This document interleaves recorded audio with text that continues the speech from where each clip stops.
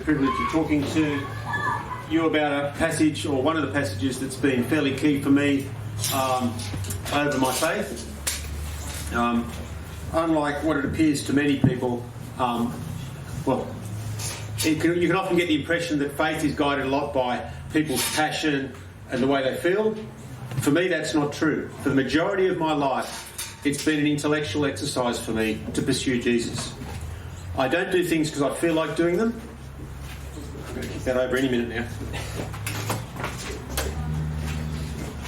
I do them because I'm convinced that that's what God wants me to do. I remain in the faith, not because it feels good, because quite often it doesn't feel anything for me. And for a lot of people, you've got to keep doing what you know is right, even when it feels bad. As we'll see in this passage, that's part of it. So if you're one of the people who looks at all these people saying, I get up and I feel God and He's with me, and I've got all this motivation because I'm feeling like God's with me, and you're thinking, no, I don't feel like that. Just so you know, there are people out there who also don't feel like that. And our component, if you do have emotions for faith, you're very lucky and consider yourself blessed. It's a lot easier to do things, I'm sure, if you're passionate about them, but I don't actually know. For me, it's an intellectual exercise that I want to do it. So, anyway, we're going to go to, before we start on the passage that I'm speaking of, we want to go to Corinthians 15, verses 12 to 14. I'm on the wrong page. Okay, now if Christ is preached that He has been raised from the dead, how do some of you say that there is no resurrection from the dead? But if there is no resurrection of the dead, not even Christ has been raised. And if Christ has not been raised, then our preaching is in vain, and your faith is in vain. We're going to talk about Christ's resurrection today, and it's the key point of our faith. If anyone ever doubts your faith, you need to be able to defend the resurrection, because that is the key point of our faith, that Jesus was raised. If He wasn't raised, He was just a good teacher. He was just one of the many prophets that we see. He was just another religious leader. Can you defend the fact that He was raised, or do you just not think about it? For me, a lot of the time over the years, the only reason I stayed in with the faith is because I could never at any point deny the fact that I believe Jesus was raised from the dead. I can't come up with a better option than the fact that He was raised by God. And so we're going to look at Matthew 27, verses 32 to the end of the chapter, which is one of the views of the crucifixion and helps us to establish why we believe that Christ was actually raised from the dead. So, then the soldiers and the governors took Jesus into... No, that's the wrong one. Oh, and as they were coming out, they found a man of Cyrene named Simon, whom they pressed into service to bear his cross. And when they had come to a place called Golgotha, which means place of a skull, they gave him wine to drink mingled with gall, and after tasting it, he was unwilling to drink. And when they had crucified him, they divided his garments among themselves, casting lots. And sitting down, they began to keep watch over him there. So, at that point, when they crucified him, so when they'd nailed him to the cross and put him up, he wasn't dead yet. So he's still alive at this point. And they put up above his head the charge against him, which read, "This is Jesus, the King of the Jews." And at that time 2 robbers were crucified with him, one on the right and one on the left. And those passing by were hurling abuse at him, wagging their heads, and saying, "You who are going to destroy the temple and rebuild it in 3 days, save yourself. If you are the Son of God, come down from the cross." And in the same way, the chief priests and also along with the scribes and elders were mocking him, saying, "He saved others. He cannot save himself. He is the King of Israel. Let him come down from the cross, and we shall believe in him. He trusts in God. Let him deliver him now. And if he takes pleasure in him, for he said, 'I am the Son of God.'" And the robbers also, who had been crucified with him, were casting the same insults at him. And now from the 6th hour darkness fell upon the land until the 9th hour. And about the 9th hour Jesus cried out with a loud voice, saying, "Eli, Eli, lam shami." That is, my God, why hast thou forsaken me? And some of those who were standing there, when they heard it, began saying, This man is calling for Elijah. And immediately one of them ran, and taking a sponge, he filled it with the sour wine and put it on a reed and gave it to him to drink. But the rest of them said, Let us see whether Elijah will come and save him. And Jesus cried out again with a loud voice and yielded up his spirit. And behold, the veil of the temple was torn in two from top to bottom, and the earth shook, and the rocks were split. And the tombs were opened, and many bodies of the saints who had fallen asleep were raised. And coming out of the tombs after his resurrection, they entered the holy city and appeared to many. Now the centurion and those who were with him, keeping guard over Jesus, when they saw the earthquake and the things that were happening, became very frightened and said, Truly, this was the Son of God. And many women were looking on from a distance, and who had followed Jesus from Galilee ministering to him, among whom was Mary Magdalene, along with Mary, the mother of James and Joseph, and the mother of the sons of Zebedee. And when it was evening, there came a rich man from Arimathea, called Joseph, who himself had become a disciple of Jesus. This man went to Pilate and asked for the body of Jesus. Then Pilate ordered it to be given to him. And when Joseph took the body, wrapped it in a clean linen cloth, and laid it in his own new tomb, which he had hewn out of the rock. And he rolled a large stone against it, the entrance of the tomb, and went away. Mary Magdalene was there, and the other Mary was sitting opposite the grave. Now on the next day, which is the one after the preparation, the chief priests and the Pharisees gathered together with Pilate. And they said, Sir, we remember that when he was still alive, the deceiver said, After 3 days I am to rise again. Therefore give orders for the grave to be made secure until the third day, lest the disciples come and steal him away and say to the people, He has risen from the dead. And the last deception will be worse than the first. Pilate said to them, You have a guard. Go, make it as secure as you know how. And they went and made the grave secure. Along with the guard, they set a seal on the stone.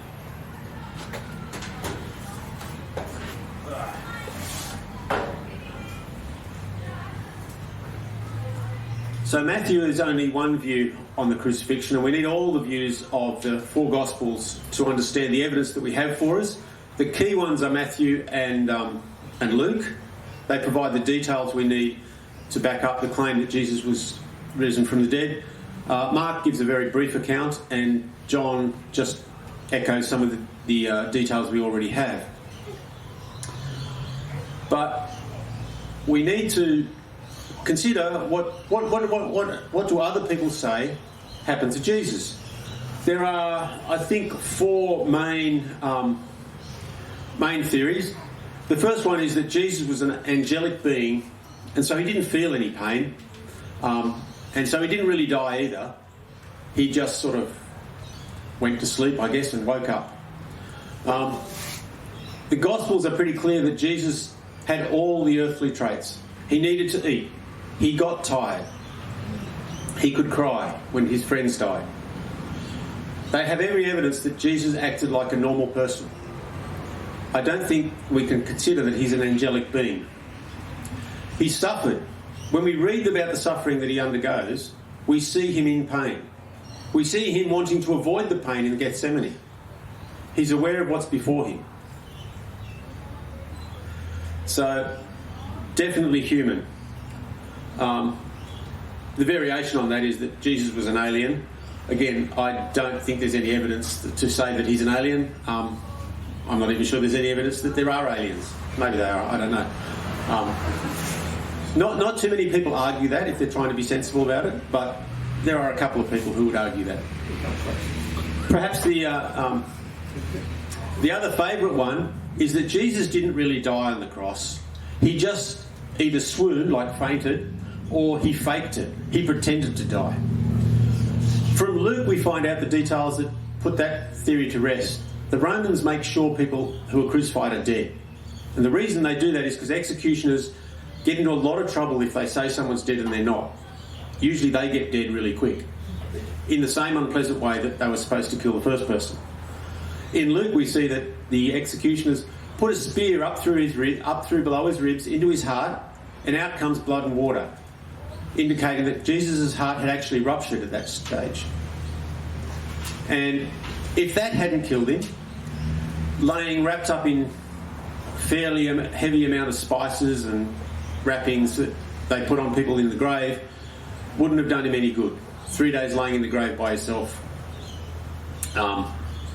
And it's unlikely, even if he survived that he could have rolled the stone away by himself. These stones were big round things that are slightly up a hill. They're rolled down into it, and it took a number of people to move them. A single person wasn't able to move them. And they weren't really designed to be opened from the inside because it's a grave, and that's not really the normal use case for graves. So it's unlikely, very unlikely, that he swooned and then was magically healed in a dank cave and then somehow recovered enough strength to move the stone, get out and beat off the guard by himself, and then get to make all his appearances. The other favourite one is everybody went to the wrong tomb. Mary was obviously upset on the Sunday, and so she went to the wrong tomb, and it's empty.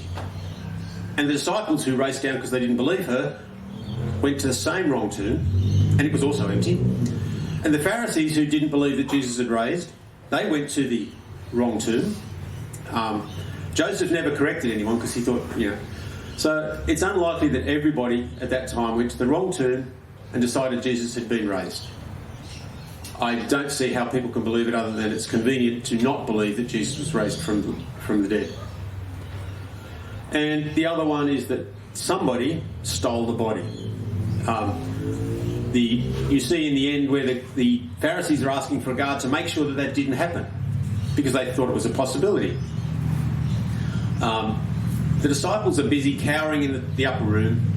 They're afraid. The person they followed has just been executed. They're worried about themselves.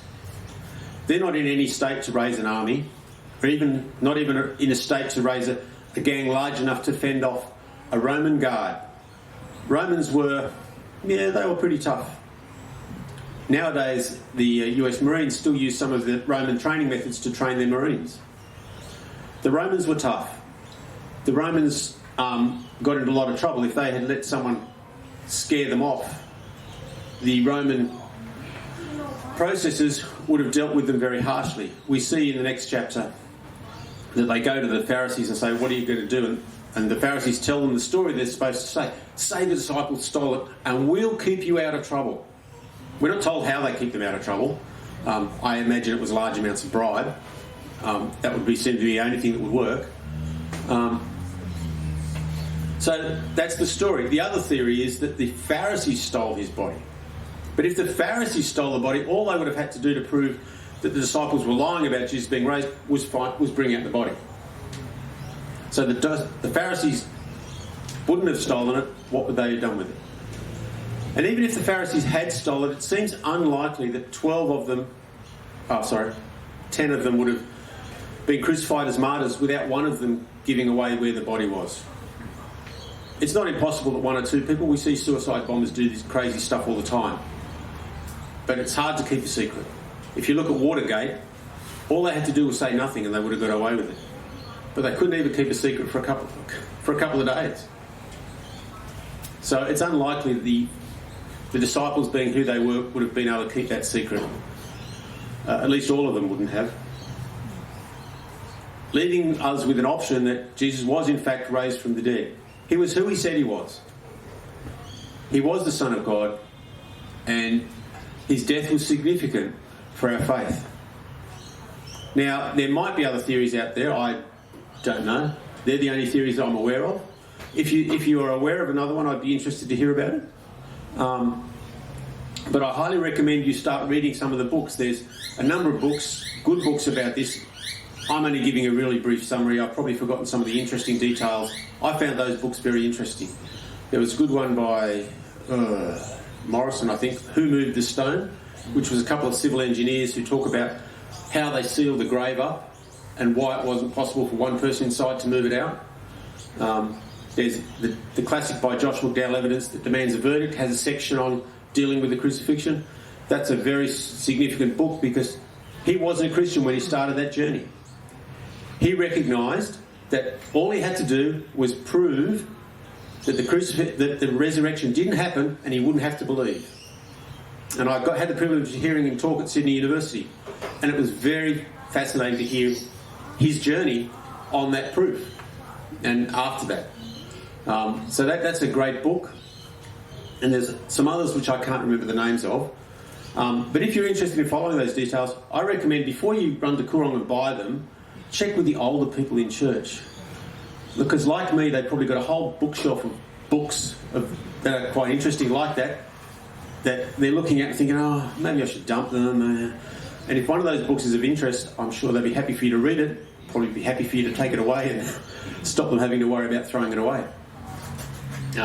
But pursue it and check it so that you can not just say, oh, I know the resurrection happened because someone at church told me.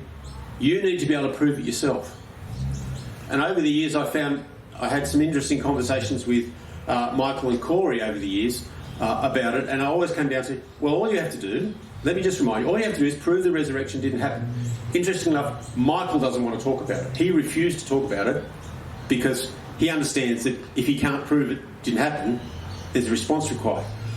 Corey worked at it. In the end, he just said, well, I've just decided that because I haven't seen anyone raised from the dead, it couldn't have happened, so I'm not going to believe it. He didn't have anything else. And that's up to him. That's fine. But often if you find someone who's pushing against Christianity, just ask them to look into it. What happened on that day? What happened on that morning? And be prepared to answer the things they bring up, because they will come up with an alternate solution if they don't want to believe in Christ. For example, people who are risen from the grave. There are. In that passage. Well, it's said there. I thought it was the first time I realised that. Yeah. That there people were risen from the grave and went into the city. Absolutely. And That's the first time I've read that. And also Jairus' daughter and also Lazarus, that's right. But Corey's point was he hadn't seen it. The way he explained it to me, he adds value to different pieces of evidence. And in this instance, he decided to allocate a large value to the fact that he hadn't seen it, which was because he wanted not to believe. He had chosen not to believe, so and at that point I said, okay, I can't convince you to change your mind if you've just decided not to believe. And that's fine. That God gives us the choice. Jesus is very clear that we all have the choice, and so people have the choice not to believe. It's hard for us to live with that, especially if they're people we love, but that is the choice God gives them. That doesn't mean to say we can stop loving them, or we should stop loving them. But, yeah, urge them to look into the evidence if they're saying, oh, it couldn't possibly be true. There was one of the fantastic books I got out of Evidence That the Man's a Virgin bibliography was this one done by a lawyer so long ago about how you would have to assume, based on the legal code of the American justice systems at that time he wrote it, that Jesus rose from the dead, and that it was true.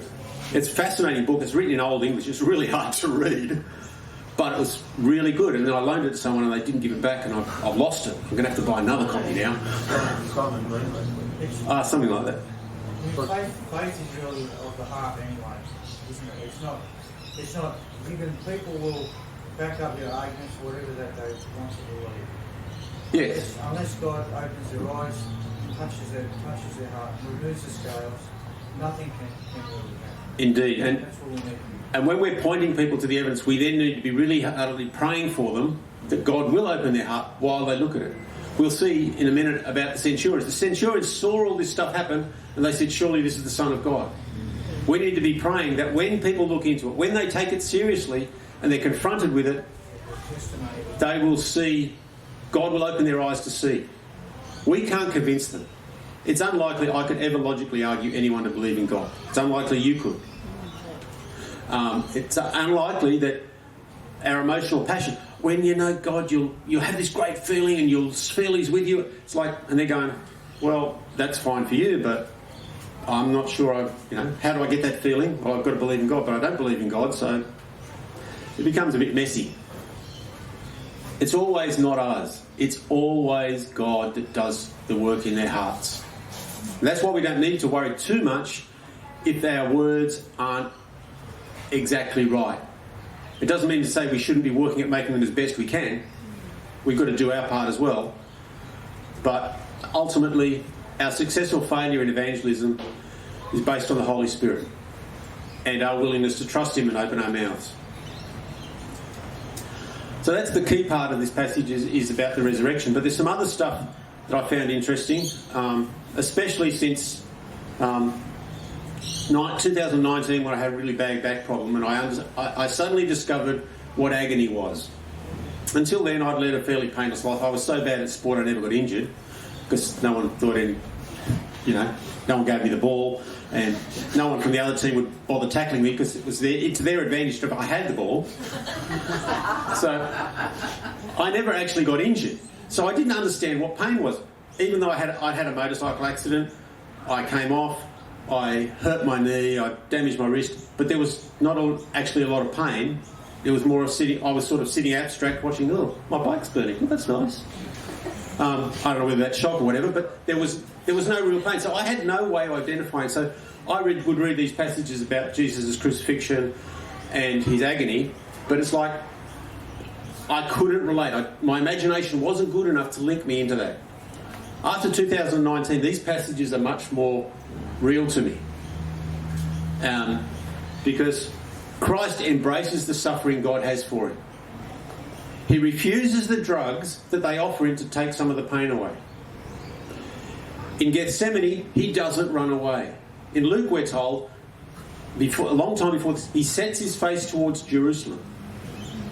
He didn't have to. He knew what was coming. He could have just said, maybe I'll just go over to Bethlehem now. Jerusalem's nice, but Bethlehem's better this time of year. He accepted the suffering that God was going to have for him. He didn't want it. In Gethsemane, we see him praying against it. I don't want this, but I'm willing to go for it. And we have to avoid the mindset of the martyrs. There's a number of cults in early Christian things that believe that the only way you could be saved was to be martyred. And so you've got these historical documents of people going out and basically poking the Roman bear and saying, come on, martyr me. Yeah, come on, because that's the only way I can be saved. That's certainly not what the Bible teaches. And certainly it's okay. And we often read about Christians that Christianity spread because when the persecution in Jerusalem got too much, most of the Christians said, let's get out of here. This is not worth it. I don't want to be persecuted like this. And that's how the Christianity spread, and that was a good thing. Most of the time I think it's all right for us to remove ourselves from suffering and pain, persecution, but not always. We need to seek God and say, is it your will that I stay here? Are they persecuting me because of my faith? And is it because your spirit is nudging them and I need to stay here? I don't know how God will communicate to you whether or not it is appropriate for you to stay within that suffering or not. But our first reaction shouldn't be to leave. I mean, we live in a world where we can, if you're persecuted at work, you could just quit, find another job, quit and live off the first start or whatever they call it now. Wouldn't be easy, but you could. But sometimes God wants us to stay in environments which are not great for us, because he wants us to be a light in that darkness. But Jesus, and sometimes he doesn't even want us to mute the suffering. I mean, that's the bit that became hard to me. When I'm sitting there in agony because of my back, I can't imagine not taking the green pen they gave me. It was nice. It was a really good, it's a really strong drug, to the point where I floated to the ambulance and when they got me out of the hospital, I had this pen. It was dead. And for hours, as the pain wears off, I'm sucking on it just in case there's anything left in it. So I can't imagine, it's hard to imagine being resolute enough to say, no, I'm in agony here. I'm just going to live with it. And it's even more than that. Jesus hung on the cross.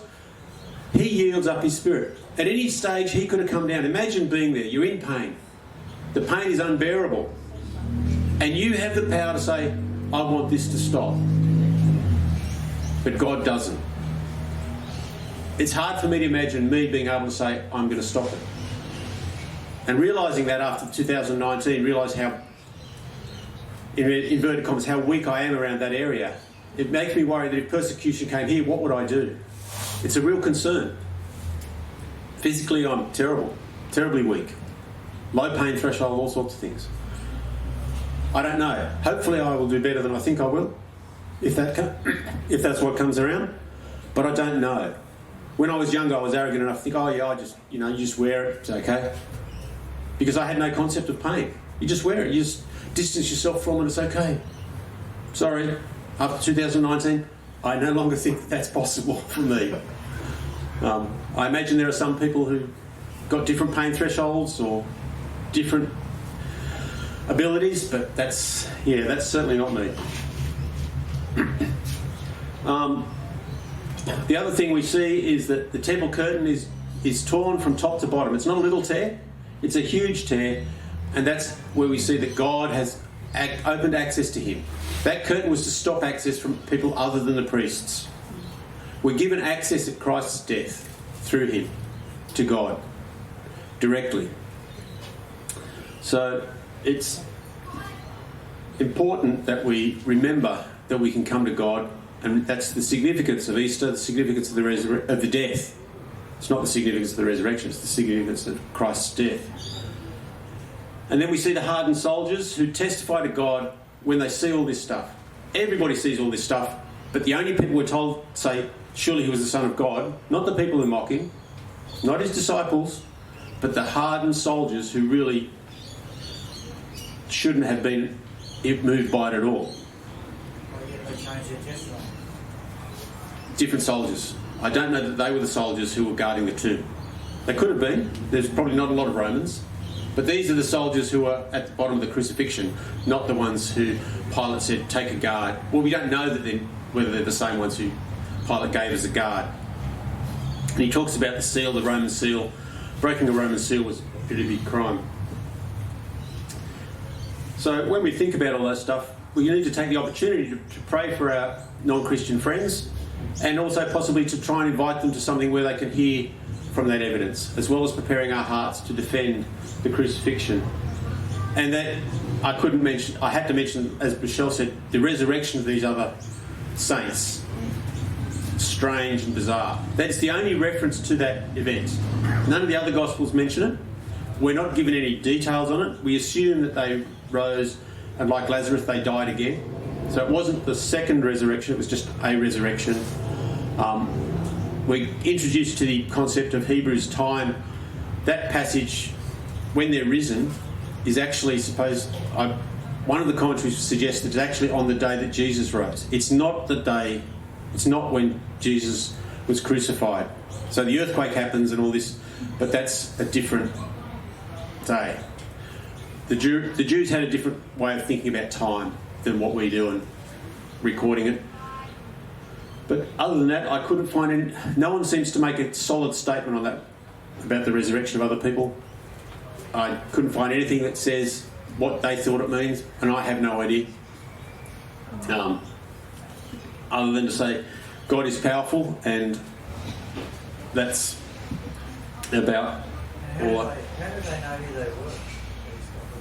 I don't think. Like they all just got out and said, "Woohoo, let's go have a party." And then they got ready to bed now. Superstars of the past. Oh, it says saints, and I got the impression, but it's only my impression. I couldn't find anyone who'd back this up, that they were actually local. They had only been relatively recently dead, and they termed as saints, certain saints. So they weren't just anybody. They weren't the Barabbases of the world, but one assumes that they appeared in the temple and talked. That's how people know about it. But why did Matthew include it? I don't know. It's one of those mysteries. If anyone finds a good reference on it, I'd love to read it. But, I've only got a limited library. First time I sort of noticed it. Yeah. It's one of those passages you just glance over. It's not... Because it's not key to the message of that passage. But it is interesting. It's partly there, I guess, to demonstrate God's power, and also to remind people that it's not just Jesus who will be raised at some stage. And Corinthians 15 is a good treatise, a good statement on how we're supposed to approach the resurrection and why it's important. Because if Jesus didn't rise from the dead, we're not going to either. And if that's our hope, we need to be able to prove that. So spend some time over the next couple of weeks. Maybe read some stuff before Easter.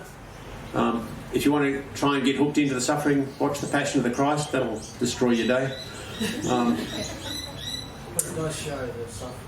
It does. It's a fantastic example of it, and the scene in it that convinced me the most that it was sort of realistic was there's a whole bunch of guards watching Jesus being scourged, and a couple of them turned their heads away as though this was a tough punishment. Even people who had to watch it didn't necessarily want to.